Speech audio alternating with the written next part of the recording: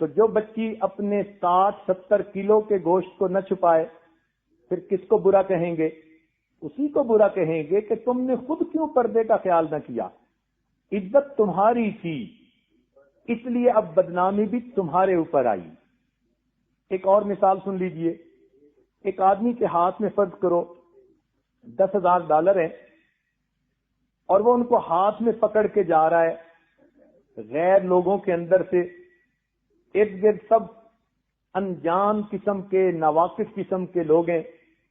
اب اگر اس کے ہاتھ میں یہ پیسے واضح دیکھ کر کوئی بندہ اس سے پیسے چھین لیتا ہے تو چھیننے والے کو آپ برا کہیں گی یا اس بندے کو کہ جس نے ہاتھ میں لے کر ان کو دکھائے؟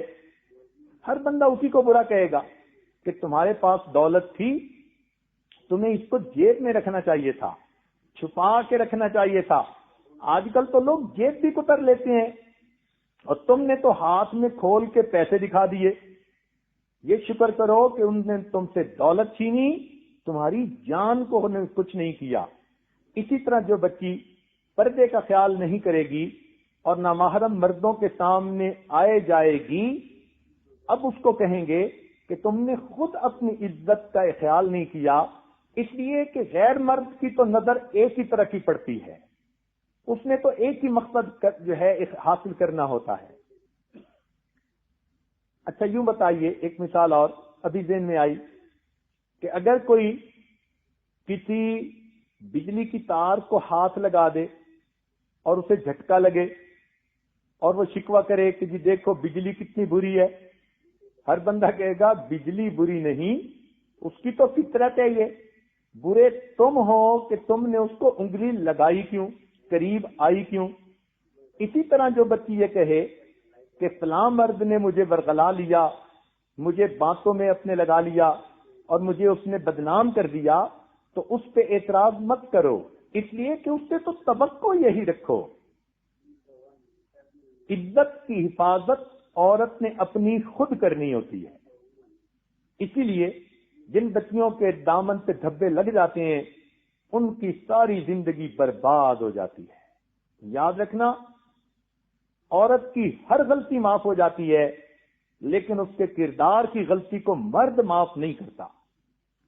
مرد کی عجیب فطرت ہے، خود اسی گناہ کا مرتکب ہوتا رہے گا، خود اسی گناہ کے اندر دن رات لگا رہے گا، لیکن جہاں بیوی کا معاملہ آیا تو بیوی سے وہ پارسائی چاہتا ہے. کتنی بے انصافی کی بات ہے، مگر مرد کی فطرت ہے. لہذا عورت سے غلطی ہوئی اور مرد نے اسے اپنے سے جدا کر دیا. کتنے گھر اس کی وجہ سے اجڑتے ہیں، کتنی بچیاں اس کی وجہ سے برباد ہوتی ہیں، ساری زندگی برباد رہتی ہیں، نہ ادھر کے رہے نہ ادھر کے رہے، نہ خدا ہی ملا نہ وصال ثنا.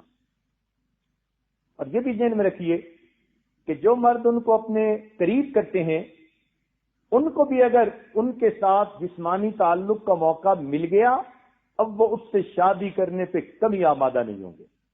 چنانچہ اس عاجز کے سامنے ایک کیس آیا کہ جس میں ایک لڑکے نے اپنی رشتہ دار لڑکی کو بہت غلط طریقے سے استعمال کیا. جب بات آگے بڑھی دونوں طرف کے ماں باپ بھی رضامند ہو گئے کہ بھائی شادی ہی کر دیتے ہیں، لڑکا راضی نہیں. اب لڑکی پریشان کہ یہ تو اتنا روتا تھا، منتیں کرتا تھا، راتوں کو جاگتا تھا، یقین دہانیاں کرواتا تھا. اب جب سب راضی ہیں یہ نکاح کرنے پہ تیار کیوں نہیں؟ چنانچہ اس عاجز نے اس نوجوان کو بلا کر پوچھا کیوں نکاح نہیں کرنا چاہتے؟ اس نے ایک موٹی سی بات کہہ دی. کہتے ہیں کہ مجھے اعتبار نہیں، جو کنوارے پن میں میرے ساتھ برا کام کر سکتی ہے جب وہ میری بیوی بنے گی اور میں گھر پہ نہیں تو وہ کسی اور کے ساتھ بھی یہ معاملہ کر سکتی ہے. تو یوں سمجھیے کہ جس بچی نے کسی مرد کو اپنے اوپر اختیار دے دیا وہ ہمیشہ کے لیے اس کی نظر میں بے اعتبار بن گئی. یہ نہیں کہ اس سے پیار بڑھتا ہے بلکہ عورت بے اعتماد بن جاتی ہے. وہ مرد اس کو کبھی بیوی کے طور پہ نہیں اپنائے گا. بیوی کے طور پہ مرد کی یہ فطرت ہے، وہ اسی کو اپنائے گا کہ جس کو وہ نیک اور پارسا سمجھے گا اس کو اپنے بچوں کی ماں بنائے گا اور باقیوں کے ساتھ اس نے وقت گزارنا ہے. اس لیے جس طرح مرد کو جہاد کے لیے ہر طرف سے حملے کا خطرہ رہتا ہے، جوان بچی کو اپنی عزت کے معاملے میں ہر طرف سے خطرہ رہتا ہے، اور اللہ نے گھر میں اس کا یہ جہاد بنا دیا. اس کو چاہیے کہ اپنی عزت و آبرو کی حفاظت کرے. ماں باپ کو بھی چاہیے کہ وہ اپنے جوان بچوں کی خیر خبر رکھیں. یہ کہاں کا انصاف ہے کہ بچے تو پیدا ہو گئے، اب ذرا بڑے ہوئے تو ان کو ان کے حال پر چھوڑ دیا. ان کو تر لقمے کھلاتے ہیں، ان کی ہر خواہش ماں باپ پوری کر دیتے ہیں، اور پھر اس بات کا خیال بھی نہیں رکھتے کہ ان بچوں کی زندگی گزر کیسی رکھتی ہے.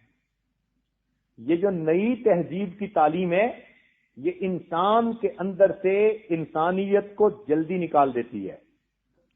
ہم سمجھتے تھے کہ لائے گی فراغت تعلیم، ہم سمجھتے تھے کہ لائے گی فراغت تعلیم، کیا پتا تھا کہ چلا آئے گا الہاد بھی ساتھ. یہ جو نئی تعلیم ہے نا، اس کے ساتھ الہاد بھی آ جاتا ہے. اس کے ساتھ جوان بچے اور بچیاں اللہ کے وجود کے ہی منکر بن جاتے ہیں، دین اسلام کے منکر بن جاتے ہیں. تو ماں باپ کی یہ ذمہ داری کہ ان بچوں کو دیکھتے رہیں، واچ فل رہیں، یہی تربیت ہے. یوں تو تربیت کے عنوان پہ مستقل کئی بیانات پہلے کیے گئے، انشاءاللہ اس مرتبہ بھی تربیت کے عنوان پہ مزید کچھ باتیں کہی جائیں گی. تاہم جوان بچوں کے بارے میں چند باتیں اس وقت بھی ذہن میں آ رہی ہیں، تو ذرا سن لیجئے. سب سے اچھا دستور تو ہمارے بزرگوں کا تھا. گھر کے دو حصے ہوتے تھے، ایک مردان خانہ اور ایک زنان خانہ. زنان خانے میں عورتیں ہوتی تھیں، مردان خانے میں مرد ہوتے تھے. ضرورت کے وقت مرد عورتوں میں آتے تھے، یا ضرورت کے وقت گھر کی عورتیں مردوں میں جاتی تھیں. اپنی زندگی ویسے علیحدہ تھی. باپ بیٹوں پہ نظر رکھتا تھا، ماں بچیوں پہ نظر رکھتی تھی. یہ سب سے بہتر سیٹ اپ تھا جو ہمارے بزرگوں کا رہا ہے. لیکن اب ماشاءاللہ کوٹھیاں بننی شروع ہو گئیں، کمرے بیڈ روم زیادہ ہوتے ہیں، لہذا ہر بچے اور بچی کا کمرہ جدا. یہ سمجھ لیں کہ یہی بیماری کی ابتدا، یہی گناہوں کی ابتدا، کہ بچے کی اٹھتی جوانی اور اس کو ایک کمرہ دے دیا جاتا ہے جہاں وہ کمرے کو بند کر کے کچھ وقت اپنی مرضی سے گزارتا ہے. اچھا، اگر کمرے زیادہ بھی ہیں تو ایک دستور سمجھ لیں کہ بچے جن کمروں میں رہیں ان کے اندر کے لاک نہیں ہونے چاہیے. لاک صرف اس کمرے میں ہو جس میں میاں بیوی رہتے ہوں، باقی کسی کمرے میں لاک کی کوئی ضرورت نہیں. بس اتنی سی بات ہے کہ بھائی نے بہن کے کمرے میں جانے ہیں تو کھٹکھٹائے اور دروازے کی اجازت ملنے پہ کھولے، مگر ماں کو اجازت کی بھی ضرورت نہیں. اگر بیٹے کے کمرے میں جانے ماں نے جانا ہے تو دروازہ کھٹکھٹائے، اور اگر باپ نے جانے تو اجازت کی کوئی ضرورت نہیں. تو یہ گھر کا اگر اصول بن جائے کہ بچوں کے علیحدہ علیحدہ بیڈ روم دیں، مگر ان کے اندر کے تالے لاک ختم کر دیے جائیں، اور یہ دستور گھر کا ہو کہ بیٹے کے کمرے میں باپ جب چاہے بغیر اجازت جا سکتا ہے، بیٹی کے کمرے میں ماں جب چاہے بغیر اجازت جا سکتی ہے. آپ یوں سمجھیں کہ آپ نے بچوں کی آدھی تربیت کر لی. اس لیے کہ بہت ساری ایسی باتیں کہ جو بچے تنہائیوں میں بیٹھ کے کرتے ہیں وہ پھر ڈر کی وجہ سے نہیں کر سکیں گے، اور یہ ماں باپ کا حق ہے کہ ماں باپ ان پر نظر رکھیں. بچے یہ نہیں کہہ سکتے کہ ہمیں پرائیویسی نہیں مل رہی. تمہاری پرائیویسی کی زندگی شادی کے بعد شروع ہوگی. شادی سے پہلے ماں سے بیٹی کی کوئی پرائیویسی نہیں، اور باپ سے بیٹے کی کوئی پرائیویسی نہیں. تو شریعت نے یہ حق دیا ہے ماں باپ کو. اس لیے آپ اس اصول کو گھر میں ذرا آزما دیکھیے. جب بچے نے کمرے کا دروازہ لگا لیا اور اب اس کے پاس 10 گھنٹے رات کے ہیں، اب وہ 10 گھنٹے چاہے تو انٹرنیٹ پہ پورنوگرافی کی فلمیں دیکھے، چاہے تو سیل فون کے اوپر کسی سے باتیں کرے، آپ حیران ہوں گی کہ ایک بچی جو نیکوکار تھی، بہت اچھی تھی، مگر کسی کزن نے اس کو نیکی کے راستے سے ہٹا دیا. اس نے بالآخر سیل فون کے ذریعے اس سے نکاح بھی کر لیا اور ماں باپ کو اس کا پتہ ہی نہیں. 3 سال کے بعد پتہ چلا کہ ہماری بیٹی تو کسی سے نکاح کر چکی ہے. جب ایسی مثالیں ہوں معاشرے میں تو پھر بہت احتیاط کی ضرورت ہے. بیٹی کو ہرگز اجازت نہ دیں کہ وہ کمرہ بند کر کے اپنے 10 گھنٹے گزارے. تو بچوں کے کمروں کو لاک نہیں ہونے چاہیے. نمبر 1، باپ کو اجازت ہو جب چاہے بیٹے کے کمرے میں بلا اجازت اچانک جائے. ماں کو اجازت ہو جب چاہے بیٹی کے کمرے میں بغیر اجازت اچانک جائے. اگر آپ نے یہ روٹین گھر کے اندر ڈیولپ کر لی تو اب سمجھ لیجئے کہ آپ کے بچوں کو 50% گناہ کے موقع ختم ہو گئے. رہ گئی باقی بات، تو اس کا ایک اصول اور سن لیجئے کہ بچوں کے سونے اور جاگنے کا ٹائم آپ فکس کر دیں. بچوں کے سونے اور جاگنے کا ٹائم آپ فکس کر دیں، چاہے 6 گھنٹے چاہے 7 گھنٹے. فجر میں اٹھنا سب کے لیے لازمی ہے اور عشاء کے بعد اتنے بجے سونا سب کے لیے لازمی ہے. اگر وہ کہیں ہم نے پڑھنے، ان کو کہو کہ دن کی روشنی میں پڑھو اور رات کی تاریکی میں آرام کرو. پڑھنے کے نام پر بچے سب برائیوں کا وقت نکال لیتے ہیں. ماں باپ سو جاتے ہیں کہ جی بچی پڑھ رہی ہے اور بچہ پڑھ رہا ہے، اور ان کو کیا پتا ہوتا ہے کہ بچہ اس وقت کس کام میں لگا ہوا ہوتا ہے. گھنٹوں بچے آج 6 گھنٹے متواتر چیٹنگ میں گزارتے ہیں. اس لیے پڑھائی میں بھی فیل ہوتے ہیں، نہ دنیا کے رہے نہ دین کے رہے. صبح کو فجر میں اٹھنا مشکل، ماں کہتی ہے نماز پڑھو تو نماز پڑھنا مشکل. تو ایک اصول بنا لیجئے گھر میں کہ بچوں کے لیے سونے کا ٹائم متعین ہو. اچھا، اگر پڑھنے والے بچے ہیں اور گھنٹہ 2 گھنٹے پڑھنے ہیں تو ماں جاگے. کبھی ماں کی طبیعت ٹھیک نہیں تو باپ جاگے. جب تک بچے جاگ رہے ہیں ماں باپ میں سے کسی ایک کو جاگنا ہے، اور جو ٹائم طے ہے اس پر بچے کو لازمی سونا ہے. ماں اپنے بیٹی کی کمرے کی لائٹ آف کرے اور اس کو بستر پہ سلا کے پھر نکل آئے اور پھر سوئے، اور پھر اٹھ کے دیکھے بھی صحیح کہ کیا وہ سوئی ہی ہوئی ہے یا کہیں کھوئی ہوئی ہے. اگر آپ نے بچوں کے سونے کا وقت متعین کر دیا اور جاگنے کا وقت متعین کر دیا تو آپ نے مزید 25% برائی کو روک لیا. یہ 2 باتیں چھوٹی سی ہیں مگر بہت بڑے بڑے کبائر سے بچوں کو بچا لیتی ہیں. بچے معصوم ہوتے ہیں شروع میں، ان کو جس طرح سے ماں باپ تربیت دیں گے وہ ویسے ڈھل جائیں گے. تو ان کو گناہ کے موقع سے بچائیں. شروع میں ہو سکتا ہے وہ تنگی محسوس کریں، لیکن کل کو جب ان کی جوانیاں بے داغ ہوں گی اور پاک جوانیاں ہوں گی تو کل کو وہ ماں باپ کے بے دام غلام بن کے زندگی گزاریں گے. تو ایک تو بچوں کو کمرے میں لاک لگانے کی اجازت نہ ہو، دوسرا ان کے سونے جاگنے کا ٹائم پورا ہو. اور اگر آپ کسی کو دیکھیں کہ فجر جاگنے میں سستی ہو رہی ہے تو اس کو خطرے کی گھنٹی سمجھیں. اس بچے کو رات کو نیند کا موقع کیوں نہیں ملا؟ اب پیار سے اس سے ذرا وجہ پوچھئے، گیس کیجئے. بیٹا ہے تو باپ اس کام کو کرے اور بیٹی ہے تو ماں اس کام کو کرے.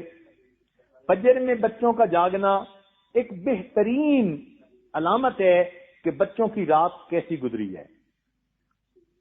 اور آج تو پڑھائی کے نام پہ بچے ساری رات جاگتے ہیں، الٹے کام کرتے ہیں اور صبح فجر میں نہیں اٹھتے. امی میں اسکول کا کام کرتا رہا، سونے کا موقع نہیں ملا. اور امی صاحبہ بڑے پیار سے بچے کی بات مان جاتی ہیں. تو یہ بات ذہن میں رکھیے کہ ایک تو ان کا سلیپنگ ٹائم متعین ہو، دوسرا ان کے کمرے کے اندر لاک نہ ہو، اور تیسرا ان کے سامان کو آپ چیک کرتی رہیں کہ کسی کے پاس موبائل تو نہیں. یہ آپ کا حق ہے. آپ جانچ پڑتال بغیر اطلاع کے کر سکتی ہیں۔ شریعت نے ماں باپ کو اس کا حکم دیا کہ وہ بچے کی تربیت کے لیے ایسی چیزوں کو کرنے کا اختیار رکھتی ہیں۔ اس کے کمرے میں دیکھیں، اس کے کپڑوں میں دیکھیں، چیک کرتی رہیں کہ اس کے پاس فون تو نہیں۔ اول تو خود لے کے دینے کی ضرورت ہی نہیں، جو لے کے دیتے ہیں یوں سمجھ لیں کہ وہ ان کو ایک برائی کا ٹکٹ کٹوا کے دے رہے ہیں۔ پھر ان کا کیا، ہر بچے اور بچی کے ہاتھ میں فون کا ہونا یہ کہاں کی ضرورت ہے؟ تو اول تو ایک عمر میں ان کو دینا ہی نہیں چاہیے۔ ہاں شادی کے بعد ان کو لے کر دیا، کوئی ضرورت ہے تو اپنی جگہ۔ اسٹوڈنٹ شپ میں کیا ضرورت ہوتی ہے؟ تو اول تو ان کے پاس فون ہونا نہیں چاہیے، ہو بھی صحیح تو پھر اس بات پہ نظر رکھیں کہ اس فون کے ایس ایم ایس میسج کیسے ہوتے ہیں۔ بچہ نہانے گیا اس کا فون چیک کریں، بچہ گھر کے کام میں گیا فون چیک کریں، بیٹی کچن میں بیٹھی کھانا کھا رہی ہے اس کا فون چیک کریں۔ ویسے تو وہ فون کو اس طرح چھپا کے رکھتے ہیں جس طرح اپنے گناہوں کو چھپاتے ہیں۔ ان کو پتا ہوتا ہے کہ ہمارے فون کے اندر سب کچھ کچا چٹھا موجود ہے، لیکن جب آپ کی ٹو رکھیں گی اس لیے کہ آپ نے شیطان کے راستے کو بند کرنا ہے تو آپ کو اس پر اجر ملے گا۔ یہ تجسس نہیں کہلائے گا بلکہ یہ تربیت کہلائے گی۔ تو آپ بیٹی کا فون لیں اور ذرا اس کے ایس ایم ایس میسج کو ریڈ کرنا سیکھیں۔ یہ کہاں کا انصاف ہے کہ فون تو لے کے دے دیتے ہیں اور ماں کو پتہ ہی نہیں کہ فون پہ ہوتا کیا ہے۔ تربیت بھی سیکھنی پڑتی ہے، تو اس بات کو چیک کرتے رہیں۔ اگر آپ نے اس کے میسیجز چیک کر لیے اور اس کی ای میل کو بھی چیک کرتی رہیں۔ ای میل ایڈریسز آپ کو معلوم ہونے چاہیے۔ یہ بچوں کے وہ راز ہیں کہ اگر ماں باپ کو اس کا پتہ ہوگا تو بچے بالکل سیدھے رہیں گے، اور اگر نہیں پتہ ہوگا تو انہی کی وجہ سے بچے ماں باپ کے بھی نافرمان اور پھر ماں باپ کو جہنم میں لے جانے کا بھی ذریعہ بنیں گے۔ اور ایک اصول آخری اور کہ بچہ گھر میں کوئی سی ڈی لائے تو ماں باپ کی اپروول سے لائے۔ آج کل سی ڈیز پر وہ بدماشیاں ہو رہی ہیں الامان والحفیظ، اور ماں باپ کو پتہ ہی نہیں ہوتا۔ بچہ جب چاہتا ہے سی ڈی لے کے آ جاتا ہے، ماں سمجھتی ہے کہ یہ سی ڈی آ گئی بچے کے کالج کے کام کی، اور بچہ وہاں بیٹھ کر 3 گھنٹے کی فلم دیکھ رہا ہوتا ہے۔ نیوڈ فلمیں دیکھتے ہیں بچے۔ تو اس لیے اس بات پہ بھی چیک رکھیں کہ گھر میں کوئی سی ڈی اگر آئے کمپیوٹر کی یا دوسری تو ماں باپ کی اپروول سے آئے، ورنہ نہیں آئے۔ اگر ان چند باتوں پہ آپ نظر رکھیں تو یوں سمجھیں کہ 90% گناہوں کے مواقع ختم ہو گئے۔ اب باقی 10% کو آپ اپنی ججمنٹ سے جو ہے وہ پہچانے۔ بچے کے اٹھنے بیٹھنے، آنے جانے، اس کے سونے جاگنے سے اس کا پتہ چل جاتا ہے۔ اور اس کا اصول یہ ہے کہ جب بچہ نیکی میں سستی کرنے لگے تو سمجھ لیں کہ کہیں نہ کہیں بیماری موجود ہے۔ مصلی سے محبت نہیں، مسجد میں نہیں آتا، جماعت میں نہیں آتا۔ جب آپ عبادت کو اپنے بچے کے لیے بوجھل محسوس کریں، پھر سنیں اور دل کے کانوں سے سنیں، جب آپ یہ محسوس کریں کہ بچے کے لیے عبادت کرنی بوجھل بن گئی ہے، سمجھ لیں کہ کہیں نہ کہیں دال میں کالا ہے۔ اس لیے کہ جس کے دل کے اندر صفائی ہوگی، نیکی کرنا اس کے لیے آسان ہوگا۔ ایسی بچی نیکی میں کوئی رکاوٹ محسوس نہیں کرے گی، ایسا بچہ نیکی میں کوئی رکاوٹ محسوس نہیں کرے گا۔ تو جب آپ نے ان باتوں پر عمل کر لیا تو گویا آپ نے اپنے پیارے بچوں کو جہنم پہ جانے والے راستوں سے ہٹا لیا۔ کچھ لوگ ہوتے ہیں نا جو جہنم کے راستوں پہ لے جانا چاہتے ہیں، ماں باپ ان کو جہنم کے راستوں سے بچانا چاہتے ہیں۔ جیسے نبی علیہ الصلوۃ والسلام نے ارشاد فرمایا، لوگوں تمہاری مثال ایسے ہے کہ جیسے کچھ لوگ ہیں جو جہنم کی طرف بھاگے چلے جا رہے ہیں، اور میں تمہیں کمر سے پکڑ پکڑ کے پیچھے ہٹا رہا ہوں. تو یوں سمجھیے کہ باہر کے لوگ ہمارے بچوں کو جہنم کی طرف کھینچ رہے ہیں اس لیے کہ وہ شیطان کے ایجنٹ ہیں، نمائندے ہیں، اور ہم ماں باپ، ہم رحمان کے نمائندے ہیں. ہم نے ان بچوں کو جہنم سے ہٹا کے نیکی کی طرف لے جانا ہے، جنت کا گھر دکھانا ہے. اچھا دیکھیے جوان بچیاں، ذرا یہ بات توجہ سے سنیں کہ اگر آپ ایک چوراہے پر بیٹھی ہیں اور دونوں طرف سے ٹریفک آ رہی ہے، مگر ایک راستہ جاتا ہے قید خانے کو، پریزن کو، جیل کو، اور دوسرا راستہ جاتا ہے آپ کے گھر کو. اب آپ کے پاس جب بھی کوئی گاڑی آ کے رکتی ہے تو لکھا ہوتا ہے کہ جیل جا رہا ہوں، آپ کو فری رائڈ دینا چاہتا ہوں، بیٹھ جائیے. تو کیا آپ اس پر بیٹھیں گی؟ نو کہیں گی، دیکھیں گی بھی نہیں اس کی طرف. جب بھی کوئی گاڑی رکے گی اور لکھا ہوگا کہ جیل جانے والی گاڑی اور لکھا ہوگا کہ فری سواری اویلیبل ہے، تو آپ فری رائڈ کبھی نہیں لیں گی. آپ کہیں گی مجھے جیل نہیں جانا. اسی طرح جب بھی کوئی مرد کسی کی تعریف کرتا ہے اور اس کو گناہ کی طرف اشارے کرتا ہے تو وہ یوں کہہ رہا ہوتا ہے کہ میں جہنم کی طرف جا رہا ہوں، آپ کو فری رائڈ دینا چاہتا ہوں، فری رائڈ لے لیجئے. تو کیا آپ لینا پسند کریں گی؟ کبھی نہیں. اس لیے محتاط رہیے، اپنی عزت و آبرو کی حفاظت کیجئے.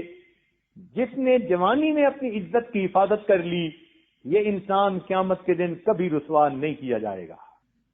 در جوانی توبہ کردن شیوہ پیغمبری، در جوانی توبہ کردن شیوہ پیغمبری، وقت پیری گرد ظالم میں شود پرہیزگار. جوانی میں نیکی کرنا، توبہ کرنا، یہ پیغمبروں کا شیوہ ہے، اور بوڑھا ہو کر تو بھیڑیا بھی بڑا پرہیزگار بن جاتا ہے. اس لیے کہ اب بکری ہاتھیوں نہیں آتی. تو جوانی کے اندر اپنی عزت و ناموس کی حفاظت کرنا اور بے داغ جوانی لے کر جانا، اس کے لیے دعائیں اللہ سے مانگا کریں. روز 2 رکعت نفل پڑھ کے دعا مانگیں، اے مالک آج کے دن میری عزت سلامت رہی اور تو نے میرے لیے آج کا دن عافیت والا دن بنا دیا. اے اللہ مجھے امتحانوں سے بچانا، اے اللہ مجھے شیطان سے بھی بچانا، اور جو انسان کی شکل میں شیطان پھرتے ہیں اے اللہ مجھے ان سے بھی بچا لینا. تو جب یہ بچی 2 رکعت نفل پڑھ کے روز ایمان کی حفاظت کی دعا مانگے اور 2 رکعت نفل پڑھ کے اپنی عزت و آبرو کی حفاظت کی دعا مانگے، اللہ تعالیٰ اس بچی کے ایمان اور عزت و آبرو دونوں کی حفاظت فرمائیں گے. ایمان اور عزت و آبرو، ان دو کے علاوہ زندگی کی کوئی بھی پریشانی ہے اس کا کوئی نہ کوئی حل موجود ہے. یاد رکھنا، اس کی اہمیت اس لیے زیادہ بتائی جا رہی ہے کہ ایمان سے اگر کوئی محروم ہو گیا اس کا کوئی حل نہیں. اگر عزت و آبرو کوئی کھو بیٹھا اس کا کوئی حل نہیں. ان دو کے علاوہ زندگی کی کوئی بھی چیز ہے، ہر چیز کا نعم البدل ہو سکتا ہے، مگر ایمان اور عزت و آبرو کا بدل کوئی نہیں ہو سکتا. لِكُلِّ شَيْءٍ إِذَا فَارَقْتَهُ عِوَضٌ وَلَيْسَ لِلَّهِ إِنْ فَارَقْتَ مِنْ عِوَضِهِ. اے دوست، دنیا میں جس چیز سے تو دور ہوا تیرے لیے کوئی نہ کوئی اس کا بدل موجود ہے، لیکن تو اللہ تعالی سے دور ہو گیا تو تیرے لیے اللہ کا بدل کوئی موجود نہیں. اس لیے اس کی حفاظت کیجئے، اور اس کی حفاظت کا طریقہ یہ کہ ہم دین اسلام سے محبت رکھیں اور کفر اور کافری سے نفرت رکھیں. نبی علیہ السلام نے ہمیں دعا سکھائی، رضیت باللہ ربا وبمحمد نبیا وبالاسلام دینا. کتنی پیاری دعا ہے، دل میں ٹھنڈک ڈال دینے والی. صبح و شام اس کو پڑھا کریں. اللہ تعالیٰ ایمان کی حفاظت فرما دیتے ہیں. تو اس لیے ان باتوں کو ذرا دل کے کانوں سے سن کے اپنے زندگی میں لاگو کر لیجئے. ایک حدیث ہے نبی علیہ الصلوۃ والسلام کی کہ جو کوئی تمہارے منہ پہ تعریف کرے تم اس کے منہ میں مٹی ڈالو. بچیوں کو اس کا شاید پتہ ہی نہیں ہوتا، اور آج کے دور میں بچیوں کو اس کی زیادہ ضرورت پیش آتی ہے، اس لیے کہ جو بھی مرد گناہ کے لیے ان کے قریب ہوتا ہے وہ تعریف کے راستے سے قریب ہوتا ہے. تو نبی علیہ السلام کی اس حدیث کو ہر وقت ذہن میں رکھیں کہ جو منہ پہ تعریف کر رہا ہے تو وہ کسی نہ کسی مقصد کے لیے کر رہا ہے. اگر میں منہ میں مٹی نہیں ڈال سکتی تو کم از کم نو کے ذریعے اس کو اپنے سے دور تو کر سکتی ہوں. ڈانٹ پلائیے، اس کو جرأت نہ ہو. اس لیے شریعت نے کتنا پیارا اصول بتایا، کبھی غیر محرم سے بات کرنے کی ضرورت پڑ ہی جائے فلا تخضعن بالقول، تم بات کو ایسے انداز سے کرو کہ اس کو ایک سے دوسرا فکرہ بولنے کی جو ہے وہ جرأت ہی نہ ہو. جب تک عورت عزت و ناموس کے معاملے میں مضبوط ہے مرد اس کا کوئی نقصان نہیں کر سکتا. جب عورت ڈھیلی ہوگی تب مرد کو جرأت ہوگی. اس لیے اللہ کریم نے اپنے قرآن میں جہاں چوری کا تذکرہ کیا، السارق والسارقۃ، چور مرد کا تذکرہ پہلے، عورت کا تذکرہ بعد میں.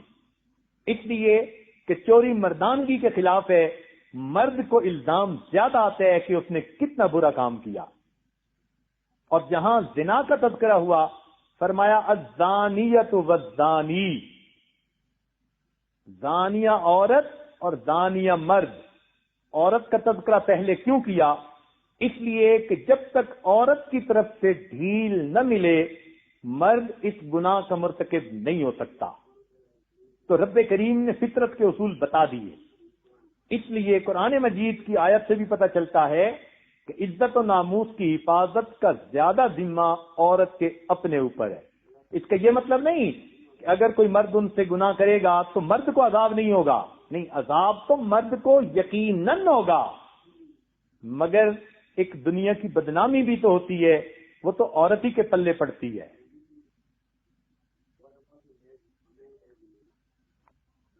تو عورت کا جہاد اپنے ایمان کی حفاظت، اپنے عزت و ناموس کی حفاظت. اور آج کل یہ جتنا نیا میڈیا ہے یہ عورت کو ایمان سے اور عزت و آبرو سے ہٹانے کے لیے پورا زور لگا رہا ہے. اس لیے اس سے بچنے کی کوشش کیجیے اور اپنے رب سے مدد مانگیے. رب کریم ہم پر اپنی رحمت فرمائے اور ہمیں اللہ تعالی اپنی عزت و آبرو کی حفاظت کی توفیق عطا فرمائے. ہم نے اسٹوڈنٹ شپ میں ایک فقرہ پڑھا تھا، if wealth is lost, nothing is lost. If health is lost, something is lost. And if character is lost, then everything is lost. جس کا کردار ختم ہو جاتا ہے پھر اس کے پاس کچھ بھی نہیں ہوتا. اس لیے کہتے ہیں کہ 4 چیزیں بے وقت بن جاتی ہیں. یہ دانا کا قول ہے. 4 چیزیں بے وقت بن جاتی ہیں. جب سر سے کوئی بال اتر جائے تو بے وقت ہوتا ہے، اس کی کوئی قیمت نہیں ہوتی. سر سے اترے ہوئے بال کی کوئی قیمت نہیں ہوتی. اسی طرح آسمان سے گرے ہوئے ستارے کی کوئی قیمت نہیں ہوتی. اور اسی طرح آنکھ سے آنسو جب ٹپک کے زمین پہ گر پڑتا ہے تو زمین پہ گرنے کے بعد اس کی کوئی قیمت نہیں ہوتی. اور اسی طرح جس عورت کی عزت کی چادر پہ داغ لگ گیا اب مرد کی نظر میں اس عورت کی کوئی عزت نہیں ہوتی. مرد خاوند بیوی کی ہر غلطی کو معاف کر سکتا ہے لیکن کردار کی غلطی کو معاف نہیں کرتا. یہ مرد کی فطرت ہے، چاہے وہ نیک ہے یا چاہے وہ بد ہے. عورتیں اس فطرت کو سمجھیں اور اپنی عزت و ناموس کی حفاظت کریں اور اپنے رب سے اس کے لیے مدد مانگیں. رب کریم ہمیں نیکوکاری کی زندگی عطا فرمائے. قرآن مجید میں عورتوں کی جہاں خوبیاں بتائی گئیں کہ یہ پاک دامن عورتیں ہیں، فلاں عورتیں ہیں، وہاں ان کے لیے ایک لفظ لگایا گیا غافلات. غافلات کا کیا مطلب؟ کہ وہ عورتیں جن کو ان برائیوں کے طریقوں کا پتہ ہی نہیں، ہوا ہی نہیں لگی. شریعت نے اس کو اچھا کہا، عورت کی صفت بتلایا ہے. تو بہترین عورت وہ ہے نہ خود کسی کو دیکھے اور نہ کسی کو دیکھنے کا موقع دے، اور اس قسم کی واہیات باتوں کی آپس میں ڈسکشن بھی نہ کرے. یہ بھی ایک برائی کا ذریعہ. نیک بچیاں اپنی کلاس فیلوز کے ساتھ جب ہر ٹاپک پہ باتیں کرتی ہیں تو خود تو گھر میں ٹی وی نہیں یا نیکی کا ماحول ہے، لیکن اس کی دوست اس کو اپنے سب کچھ تجربات جب بتاتی ہے تو اس کے دل میں پھر برائی کی لہر دوڑ پڑتی ہے. تو اس لیے بچیاں اس بات سے بھی محتاط رہیں کہ فحاشی، بے حیائی، گناہ کے ٹاپک پر دوسری لڑکیوں سے بھی گفتگو سے پرہیز کریں، اس سے بھی پرہیز کریں. اس لیے کہ جتنا ان کو اس چیز کی ہوا لگے گی اتنا ان کا نفس ان کو برائی پہ آمادہ کرے گا. یوں سمجھیے یہ برائی آگ ہے اور ہم نے آگ کے قریب بھی نہیں جانا کہ ہمیں تپش بھی محسوس نہ ہو. اس لیے ہر بچی دوستی کے قابل نہیں ہوتی. یہ نہیں کہ کوئی آپ کی کلاس فیلو ہے آپ اسے اپنی دوست بنا لیں، نہیں، چن کے دوست بناتے ہیں، دیکھ بھال کے دوست بناتے ہیں. سب کزنیں ایک جیسی نہیں ہوتی. جس کو آپ نیک سمجھیں، اچھی سمجھیں، اس کے ساتھ بھلا دوستی کا تعلق بھی رکھیں، اور ورنہ سب کے ساتھ ضابطے کی جو ایک تعلقات ہوتے ہیں وہ سب کے ساتھ رکھیں جو رشتہ داری میں ہوتے ہیں. مگر جس کو دوستی کہتے ہیں کہ دل کی باتوں کو شیئر کرنا، وہ نہ کریں. بلکہ یہ عاجز تو کہتا ہے کہ بیٹی کو چاہیے کہ وہ اپنی ماں کو دوست بنا لے. ماں سے زیادہ خیر خواہ دنیا میں اس کا کوئی نہیں ہو سکتا. بیٹے کو چاہیے آج کے ماحول میں اپنے باپ کو دوست بنا لے، باپ سے زیادہ اس کا خیر خواہ کوئی نہیں ہو سکتا. ماں باپ کے دل اولاد کے لیے اخلاص والے ہوتے ہیں. اس لیے حدیث پاک میں آتا ہے کہ ماں باپ کی دعائیں اولاد کے بارے میں اللہ تعالیٰ اس طرح قبول کرتے ہیں جیسے کہ بڑے بڑے اولیاء کی دعائیں قبول کی جاتی ہیں. کس لیے؟ اس لیے کہ ماں باپ جیسے بھی ہوں اولاد کے بارے میں مخلص ہوتے ہیں، اولاد کے بارے میں ان کے دل میں خلوص ہوتا ہے. اس لیے تو ان کی دعائیں قبول اللہ کے ہاں اس اخلاص کی وجہ سے. کہتے ہیں کہ ایک بزرگ تھے، ان کی والدہ فوت ہوئی، اللہ تعالیٰ نے الہام فرمایا اے میرے بندے، جس کی دعائیں تیری حفاظت کرتی تھی وہ ہستی دنیا سے اٹھ گئی ہے، اب ذرا سنبھل کے قدم اٹھانا. ہمیں کیا پتا ماں باپ کی دعائیں کہاں کہاں ہماری حفاظت کر رہی ہوتی ہیں. تو اس لیے یہ اصول سمجھ لیں بچیاں کہ زندگی میں اگر دوست بنانا ہے تو اپنے کنوارے پن میں اپنی ماں کو بنائیں، اور اگر شادی کی زندگی تو پھر محبتوں کا مرکز اپنے میاں کو بنائیں. بس ان دو ہستیوں کے سوا اس کو دنیا میں خلوص کہیں نہیں ملے گا، پروٹیکشن کہیں نہیں ملے گی. ہر جگہ کہیں نہ کہیں کوئی طمع، کوئی مطلب ہوگا.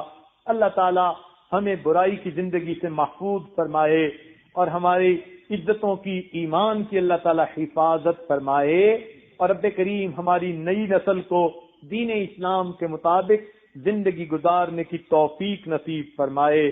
وآخر دعوانا ان الحمد للہ رب العالمین. تھوڑی دیر کے لیے مراقبہ کر لیجئے.